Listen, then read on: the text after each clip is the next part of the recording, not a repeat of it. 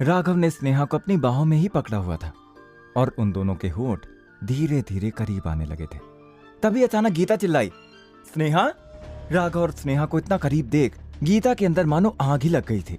उसने जैसे तैसे खुद को संभाला और जहर के कड़वे घूंट पीकर कहा, स्नेहा तू यहाँ बाहर क्या कर रही है? चल अंदर चल, डिनर लग चुका है। और राघव बेटा तुम भी अंदर आ जाओ, डिनर करते हैं। इतना बोलकर गीता स्नेहा को अपने साथ अंदर ले गई। पर राघव अब तक समझ नहीं पा रहा था कि आखिर गीता के मन में चल क्या रहा है। उसके प्रति गीता का बर्ताव इतना बदला हुआ कैसे है? राघव ये सब सोचता हुआ गीता और स्नेहा के पीछे पीछे डाइनिंग रूम में गया। वहां डाइनिंग टेबल पर कई तरह के व्यंजन बने हुए थे और जहां अजय और प्रीति पहले से ही डिनर टेबल पर मौजूद थे। प्रीति के भाव राघव को देखकर अब पहले जैसे नहीं थे, बल्कि बदल चुके थे, क्योंकि गीता ने प्रीति को अकेले में ले जाकर सब सच बता दिया था कि आखिर क्यों उसने राघव को डिनर पर बुलाया है। तभी गीता ने राघव को डिनर टेबल पर बैठाते हुए कहा, आओ राघव बेटा बैठो। राघव डिनर टेबल पर आकर बैठता है और उसके बाद सब लोग डिनर करना शुरू करते हैं। तभी गीता बात को आगे बढ़ाते हुए बोलती है, और राघव बेटा खाना कैसा लगा? वैसे आजकल कहाँ बिजी रहते हो?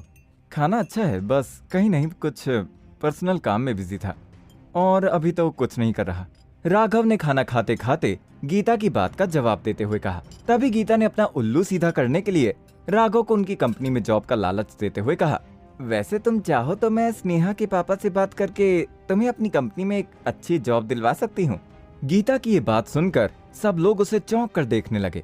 राघव के साथ साथ किसी को भी हजम नहीं हो रहा था कि गीता ने राघव को एक जॉब ऑफर की, और वो भी इतनी इज्जत के साथ। लेकिन इससे पहले राघव सोच समझ के इसका जवाब दे पाता, गीता देवी फिर से बोल पड़ी, लेकिन उससे पहले तुम्हें मेरे लिए भी कुछ करना पड़ेगा राघव। राघव मुस्कुराया, फाइनली आप मुद्दे पर आ ही गईं। बताइए क्या काम करना पड़ेगा मुझे आपके लिए? तभी गीता ने मुद्दे पर आते हुए कहा, उस दिन होटल में तुमने जिक्र किया था कि तुम सोनल मेहरा को जानते हो। तुम तो जानते ही हो ना राघव, तुम्हारे ससुर जी अपनी कंपनी चलाने के लिए कितनी मेहनत करते हैं। दरअसल अभी कुछ महीनों से उनका बिजनेस इतना अच्छा नहीं चल रहा, तो क्यों ना तुम सोनल मेहरा से बात करके उसके कुछ टेंडर्स अपने ससुर की कंपनी को दिलवा दो। गीता की बात सुनकर खाना खाता हुआ राघव बीच में ही रुक गया। तभी प्रीति ने अपनी माँ की बात का साथ देते हुए कहा, हमने तुम्हें इस घर का दामाद बनाया, इस घर में रहने दिया, अब इस एहसान के बदले में तुम हमारी इतनी मदद तो कर ही सकते हो ना। राघव को अब समझ में आने लगा था गीता और प्रीति के बदले हुए बर्ताव का असली कारण। राघव ने साफ साफ मना करते हुए कहा, तो इसीलिए मुझे डिनर पर बुलाया गया था? हाँ, इसीलिए इतना प्यार जताया जा रहा था? मैं तुम्हारी इसमें कोई मदद नहीं कर सकता।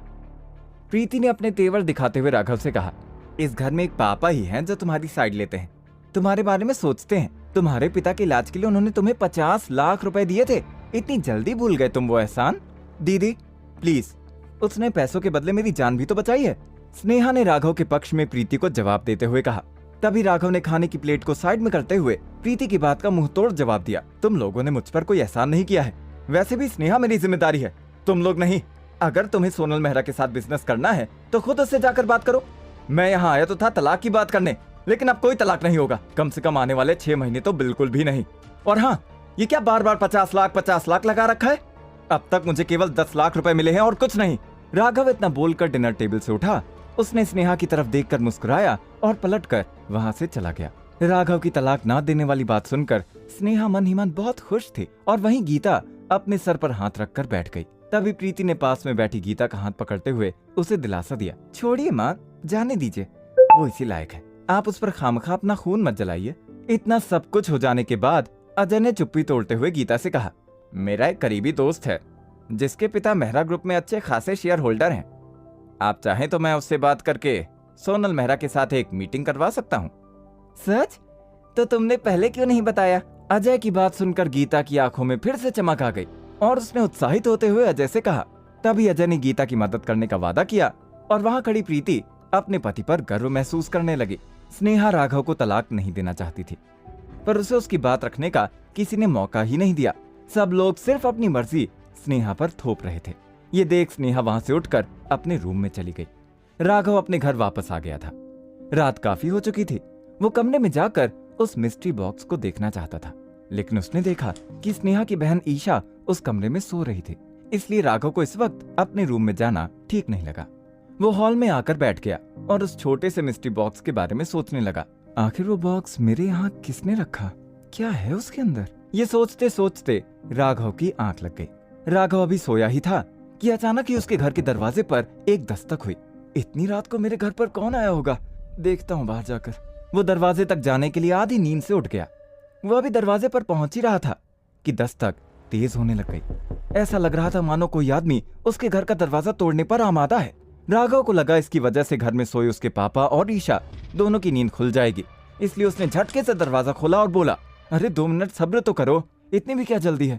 रात का वक्त है, घर में सब सो रहे हैं, वो जाग जाएंगे। अभी उसकी बात खत्म भी नहीं हुई थी कि अचानक ही उसे एहसास हुआ कि वो खुद से ही बात कर रहा है, क्योंकि बाहर दरवाजे पर कोई था ही नहीं। ये देखकर राघव बाहर झांकते हुए बोला, अजीब बात है, अभी तो कोई ऐसे दरवाजा खटखटा रहा था जैसे तोड़ ही देगा, और अब बाहर कोई है ही नहीं। लगता है किसी बच्चे ने मजाक किया था। इतना कहते हुए राघव ने दरवाजा बंद किया, पर वो दरवाजा बंद होकर राघव पलटा ही था कि अचानक फिर से डबल ऊंची आवाज में दरवाजे पर दस्तक होने लगी। अब राघव का गुस्सा थोड़ा बढ़ गया था। उसने तुरंत दरवाजा खोला, ये सोचकर कि वो इस आदमी को सबक सिखाकर ही रहेगा। पर जैसे ही उसने दरवाजा खोला तो उसकी आंखें तेज रोशनी से चौंधी आ गई। ये रोशनी सुनहरी थी, बिल्कुल उस मिस्ट्री बॉक्स की रोशनी की तरह। उस रोशनी में वही साधु जैसा दिखने वाला आदमी जो हमेशा काले चोगे में रहता था, वो दिखाई दिया।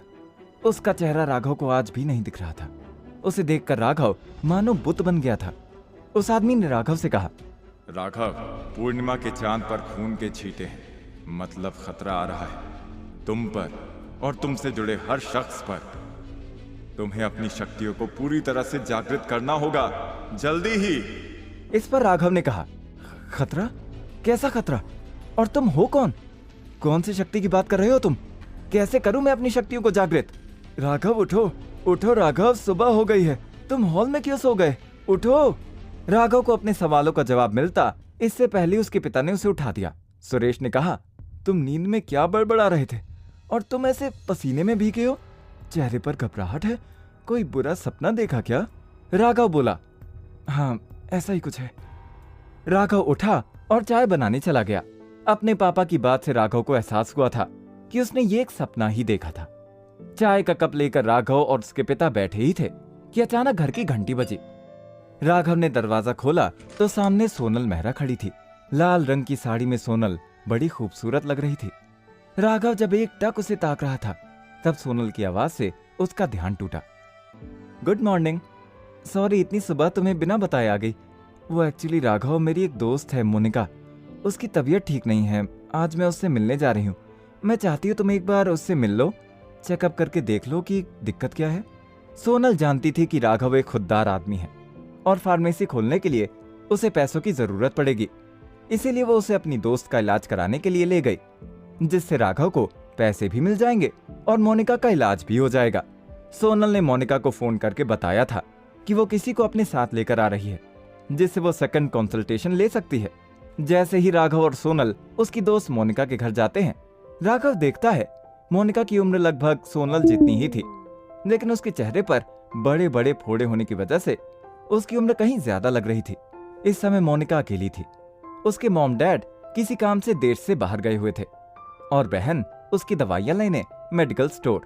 पर मोनिका के साथ उसके घर में एक जाना माना होम्योपैथी डॉक्टर था जो उसके चेहरे पर दवाई लगा रहा था। तभी सोनल ने मोनिका से पूछा, हेलो मोनिका, कैसी तबीयत है अब तुम्हारी? हेलो सोनल, तबीयत तुम तो देख ही सकती हो, मोनिका ने टूटे हुए मन से कहा ही था कि तभी उसके पास बैठे होम्योपैथी डॉक्टर ने कहा, घबराइए मत मिस मोनिका, आप बस ये दवाई लगाते रहिए और देखते ही देखते आपका चेहरा चांद सा चमकने लगेगा। पास ही खड़े राघव ने मोनिका की बीमारी का निरीक्षण किया, फिर गौर से उस दवाई को देख तुरंत ही बोल पड़ा, रुक जाओ, ये सेलेनियम बेस्ड सॉल्यूशन है, इसे अपने चेहरे पर मत लगाओ, इससे तुम्हारी हालत और खराब हो जाएगी। राघव की बात सुनकर वो होम्योपैथिक डॉक्टर तिलमिला उठा और बोला, क्या बकवास कर रहे हो? जानते हो किसकी दवाई पर तुम इल्जाम लगा रहे हो? I am famous doctor Bhaludev Mishra. तभी वहां खड़ी मोनिका की मां ने गुस्से से सोनल से पूछा, सोनल कौन है ये आदमी और क्या बकवास कर रहा है? देखिए ये भी एक डॉक्टर है और इनका नाम राघव है। मोनिका को मैंने बताया था कि ये सेकंड कंसल्टेशन के लिए यहाँ पर आए हैं, सोनल ने राघव का परिचय देते हुए कहा। तभी राघव डॉक्टर मिश्रा से कहता है, डॉक्टर मिश्रा, आप जो दवाई लगा रहे हैं वो इस बीमारी की नहीं है, जिसकी वजह से मिस मोनिका की हालत और खराब हो जाएगी। मिस मोनिका, आप अपना इलाज इसी से करवा लीजिए, मैं चलता हूँ। डॉक्टर मिश्रा गुस्से में अपनी बात बोलकर जैसे ही वहां से उठने लगे, तभी मोनिका ने सोनल से कहा, सोनल, तुमने मुझे कंसल्टेशन के लिए कहा था, लेकिन ये इंसान आते ही मेरे फैमिली डॉक्टर की इंसल्ट करने लग गया। प्लीज तुम अपने दोस्त को लेकर यहाँ से चली जाओ, मुझे उनसे कोई इलाज नहीं करवाना, तुम जाओ अभी प्लीज। सोनल के काफी समझाने के बाद भी वो मोनिका नहीं मानी और आखिरकार सोनल गुस्से में राघव का हाथ पकड़कर वहां से बाहर चली गई। I am so sorry Raghav, मैं तुम्हें यहाँ लेकर आई और यहाँ आकर तुम्हारी इतनी बेइज्जती हुई, मुझे माफ कर दो। नहीं सोनल, तुम माफी मत मांगो। हाँ लेकिन ध्यान रखना, तुम्हारी दोस्त मोनिका को जल्द ही एक अच्छे डॉक्टर की जरूरत पड़ने वाली है। राघव ने बड़प्पन दिखाते हुए सोनल को आगाह किया। उसके बाद सोनल राघव को अपनी गाड़ी में घर छोड़ अपने ऑफिस के लिए निकल गई। राघव घर आ गया। भले ही वो सोनल के साथ इलाज कराने गया था, लेकिन उसके मन में एक ही सवाल चल रहा था, कल जो सपना देखा था उसने, आखिर उसका मतलब क्या था। तभी उसने गूगल पर लिखा खूनी चांद, और फिर अचानक उसके सामने ब्लड मून से रिलेटेड काफी सारी इंफॉर्मेशन आ गई, जिसे देखकर वो चौंक गया। क्या पता चला राघव को ब्लड मून के बारे में? क्या खतरा आने वाला है उस पर और उससे जुड़े लोगों पर? क्या कर पाएगा राघव अपनी शक्तियों को जागृत? क्या कर पाएगा ठीक राघव मोनिका को? इन सभी सवालों के जवाब जानने के लिए सुनिए एक लाचार दामाद से सुपर दामाद बनने की कहानी।